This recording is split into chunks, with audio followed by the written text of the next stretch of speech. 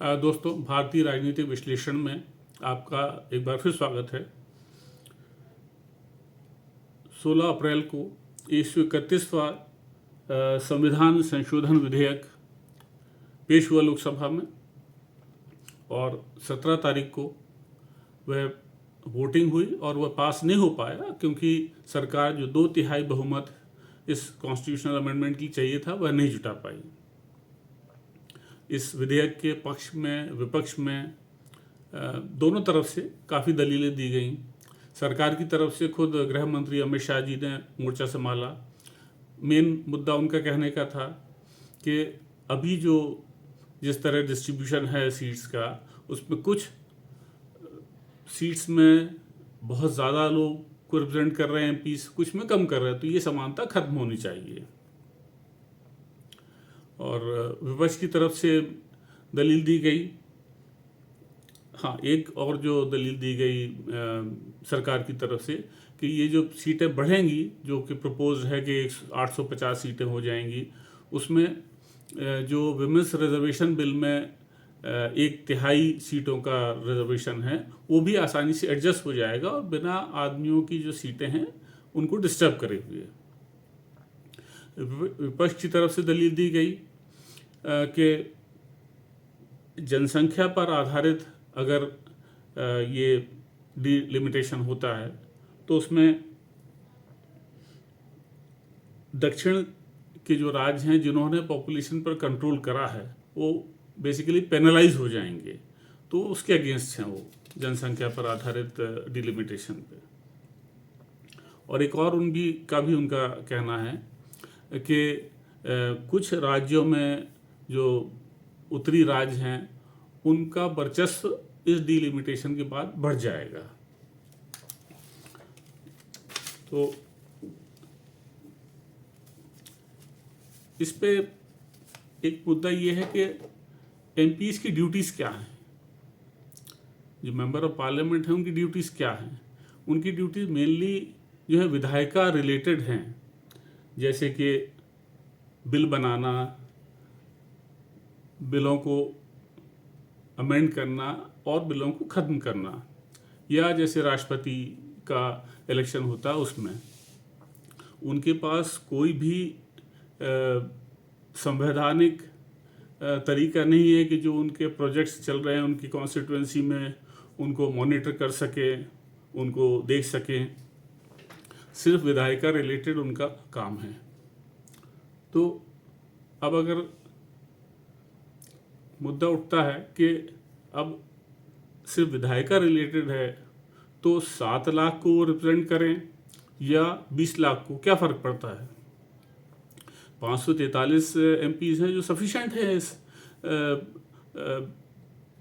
बहस करने के लिए, बिलों पर और बिल बनाने के लिए, अमेंड करने के लिए।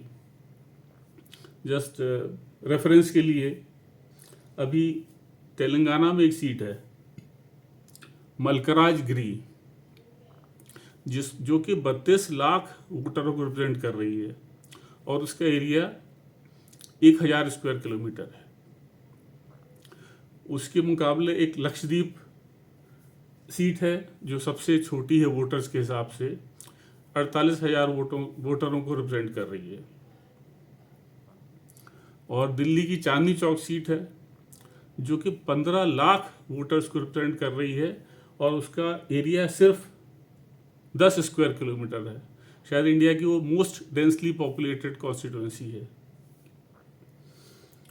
तो कहने का मतलब ये है कि जहाँ 100 करोड़ वोटर हैं, 99 करोड़ के से ऊपर हैं वोटर, तो जहाँ 100 करोड़ के लगभग वोटर हैं तो ये असमानताएं तो बनी ही रहेंगी। आप कुछ भी डिलिमिटेशन कर लेंगे, बट ये जो है कि कुछ एमपीज कम वोटरों को रिप्रेजेंट करेंगे, कुछ ज़्यादा को करेंगे, वो ख़त्म नहीं होने वाला है। और एक जो बड़ी बात है जो कि इस बहस में आई नहीं है वो ये है कि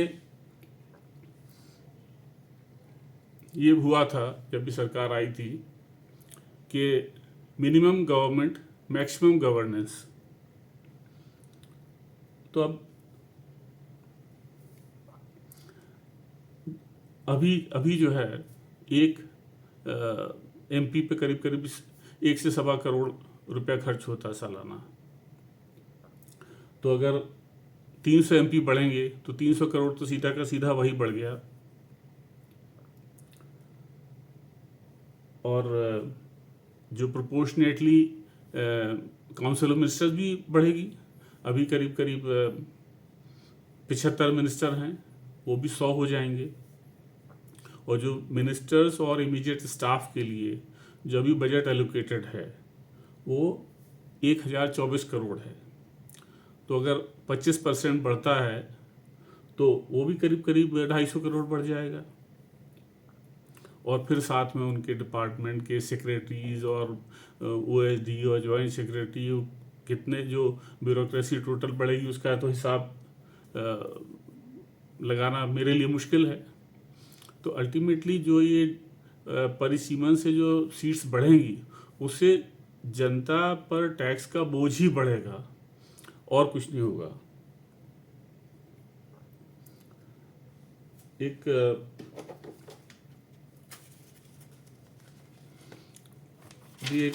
कैलकुलेशन करा है मैंने कि जो अगर सरकार का जो कहना है कि फ्लैट 50% सीट्स बढ़ा देंगे हर कॉन्स्टिट्यूंसी में, अभी जो हिंदी हार्टलैंड है यूपी, बिहार, राजस्थान, एमपी, छत्तीसगढ़, उसमें 199 सीट हैं, वो बढ़कर 299 हो जाएंगी। और जो सदर्न हार्टलैंड है आंध्रा, कर्नाटका, केरला, तमिलनाडु,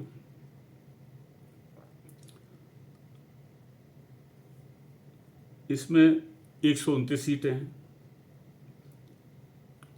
तो अभी जो डिफरेंस है नॉर्थ का, और ये जो नॉर्थ की मेन स्टेट है और साउथ की मेन स्टेट, उसमें है 70 का। और जब ये बढ़ जाएंगी परिसीमन के बाद, अगर बढ़ जाती हैं, जो कि सरकार का प्रपोजल था, तो वो 105 का डिफरेंस हो जाएगा। तो एक इनइक्वालिटी हो जाएगी नॉर्थ और साउथ में।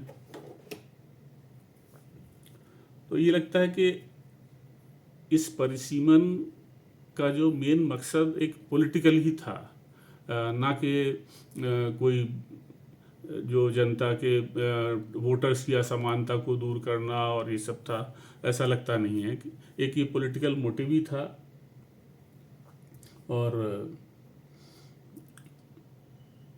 अगर जो ये 50% बढ़ा देते तो जो मैंने कैलकुलेशन बताया है, तो उसमें हिंदी हार्टलैंड में तो जो प्रेजेंट पार्टी है वो स्ट्रांग है ही है, उसमें कोई शक नहीं।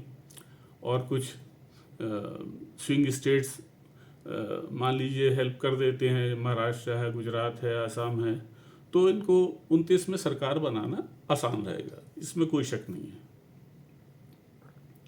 तो शायद यही मेन मकसद रहा होगा। और सरकार जानती थी कि इसमें वो हारने वाले हैं, इनको जो 2/3 बहुमत नहीं मिलेगा, उसके बाद भी वो बिल लाए। तो मकसद क्या था इस बिल लाने को, ये अभी भी किसी को भी क्लियर नहीं है।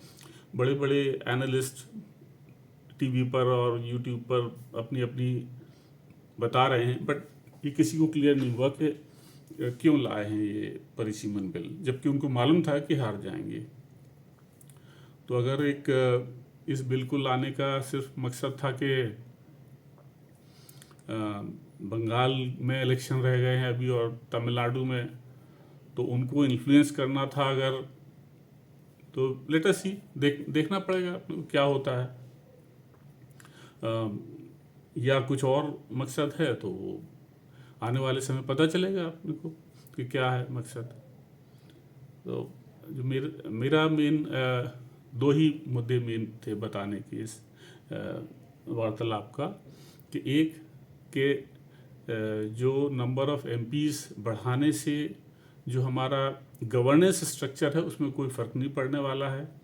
543 एमपीज़ हैं, उसमें ये देखने लायक होगी बात कि कितने एमपीज़ ने बहस में पार्टिसिपेट करा है, क्या कंट्रीब्यूट करा है।